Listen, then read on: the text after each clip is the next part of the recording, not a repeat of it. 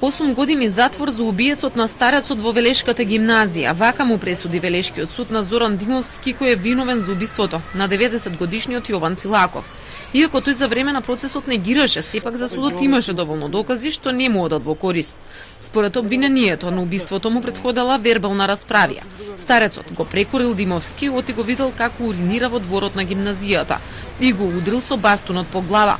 По ова Димовски земал камен и му нанел смртоносен удар.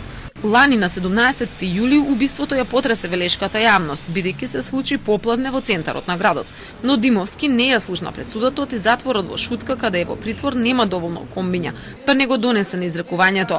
Од истата причина не продолжи ниту судењето на трикратниот убиец од Кавадарци Тони Станоев.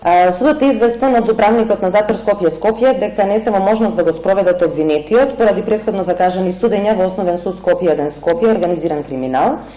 Па судот во договор со бранителот и со обвинителот заради економичност и целисходност на постапката, главната расправа ја одложи за 3 септември во 12 часот. Денеска требаше да се разгледува вештачењето за психичката состојба на Станоев, кој е обвинет за убиство на родителите и сестрата на неговата сопруга. Тој го призна делото, но сепак судот одлучи да се сослушаат и сведоците и да се разгледа вештачењето. Поради неможноста тоа да се случи денеска, рочиштето е презакажано за почетокот на септември, а до тогаш тој останува во притвор.